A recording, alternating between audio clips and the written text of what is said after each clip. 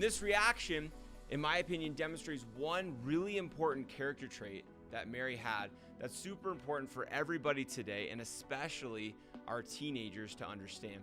And that character trait is humility.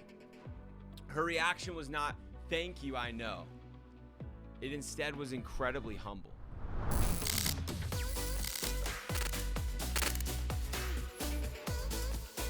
The Bible is full of examples of young people doing extraordinary things.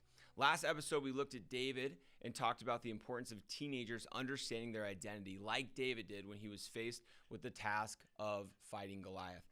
Our next example is that of Mary from the Gospel of Luke. Mary was a young teenager when she was visited by an angel and told that she would give birth to Jesus. As we look at this story, let's focus on Mary's reaction to the news in that conversation with the angel Gabriel.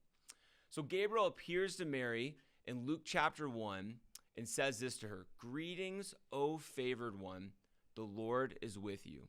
Greetings, O favored one. Not a bad thing to hear from an angel, right? Could be a lot worse. And people throughout the Bible did hear much different messages from angels that weren't as good as this one is. But look at her reaction in verse 29. Mary, but she was greatly troubled at the saying and tried to discern what sort of greeting this may be. So an angel shows up, gives her good news, says, "You're, O favored one, the Lord is with you," and she's greatly troubled. Why? Well, first of all, an angel shows up. That could be troubling, right? And that would be shocking. No matter who you are, no matter how old you are, a young teenage girl or a grown man, it doesn't matter. An angel shows up, it's going to be troubling. But she's not just troubled by the appearance of the angel, also what the angel was saying. She's trying to figure out what this guy is talking about. "Greetings, O favored one, the Lord is with you." And this reaction, in my opinion, demonstrates one really important character trait that Mary had that's super important for everybody today, and especially our teenagers to understand. And that character trait is humility. Her reaction was not, "Thank you, I know." It instead was incredibly humble.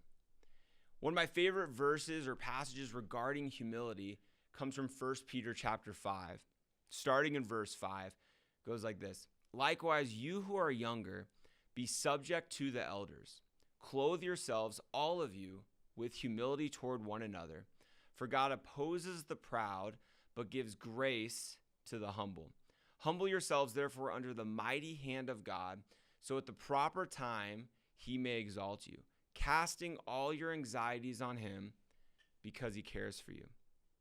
These verses make me think of Mary, but they also remind me of Generation Z. Mary was not seeking a platform or seeking fame. She was living her life in a way that was honoring to the Lord and was humble. Generation Z, as we've talked about before, is known as the social generation. The generation that watches other young people achieve fame in ways that we haven't really seen before. Through social media, through YouTube, through short videos, whatever it is, young people can achieve fame and achieve a platform. And it seems really achievable, and it's desirable to young people. But the Bible encourages us, and young people specifically, to humble themselves under God's mighty hand, humble themselves under his perfect timing, that he may exalt you at the proper time. And what else Peter addresses in these verses is anxiety. Right after that, he says, "Cast your anxieties on him because he cares for you." Because sometimes it's stressful and it doesn't make sense to stop, pause, and humble yourself under God. Because maybe you're a young person today who's eager. Maybe you feel like the Lord has marked you for something. Maybe you have a goal, you think you know where your life is headed. You have these goals, you want to do these things, maybe good things for the Lord. It's on your heart, but that's not where you are right now, and you feel stuck, or you feel like you're spinning your wheels, maybe at school or in a job that isn't what you're passionate about. Here's my encouragement to you. Humble yourself under the mighty hand of God. Trust in him and trust in the Lord's perfect timing.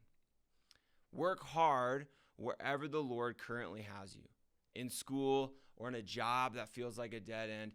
do it excellently for the Lord. Colossians 3:23 says, whatever you do, work heartily as for the Lord, not for men. So do it excellently, even if it's not that ultimate goal that you're trying to achieve or what you feel passionate about. And also, Peter says, cast your anxieties on him because he cares for you. God cares about you and your future. So trust in him and give him your anxieties. Don't just give him your anxieties. Cast them on the Lord. Throw them to the Lord. Get them away from you. What's troubling you? What's making you anxious? What's bothering you? Throw it to the Lord. Pray about what scares you, about what worries you. Pray about your future and trust in God. So back to Mary. The Lord had a plan for her, and she humbly responded. The angel Gabriel explains to Mary what's going to happen, that she's going to become pregnant, that she's going to give birth to a baby, and not just any baby, but this baby is going to be the Son of God and is going to change the world. She does ask a clarifying question because she is not married yet and had never been with a man. So Gabriel explains that to her, how it's going to happen, and then responds in verse 37 by saying, for nothing will be impossible with God. Mary then responds and says, behold, I am the servant of the Lord. Let it be done to me according to your word. What a powerful and humble response from the young teenage Mary. So what can we learn from the example of Mary? 3 things. Number 1, humility. Let's talk about humility. Let's teach humility. Let's emphasize the power of being humble. In a generation striving for fame and influence, what if instead we strive for making God famous instead of ourselves? What if we use the influence platform, whatever we have, the circles, social circles we're in, if you're in school, if you're in work, wherever the Lord has you, what if the goal is promoting him instead of promoting ourselves? Let's humbly submit to God's plan for our lives. Let's humbly submit to his perfect timing. And wherever we are, strive for making him more known instead of ourselves. Let's push that agenda. Let's push the Lord in front and let's follow him. Let's follow him.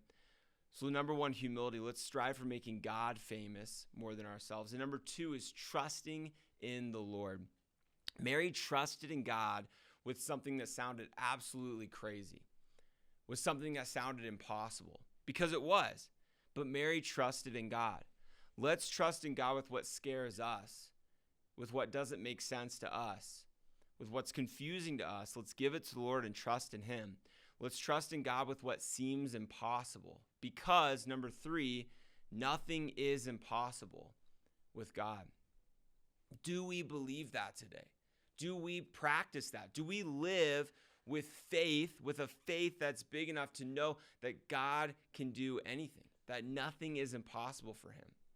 Do we talk about that? Do we live that way? Because if we don't, if the older generation doesn't, then the younger generation probably won't either. Do our teenagers, does Generation Z believe that nothing is impossible for God? Let's live with a faith like the faith that Mary had, because we serve a God who can do the impossible. He can do the impossible with those who trust in him and believe in him regardless of their age. Because that's the part that doesn't matter. Mary was a young teenager, but God saw her. He could have used someone older, but he saw her and her faith and her trust and how she was living her life and the humility that she walked with. And he said, I can use her, and was not worried about the age. So if you're a young person today, don't be caught up about that, about how old you are or how capable you think you are. Seek God first, trust in him, humble yourself under his plan and his timing, walk closely with him and follow him.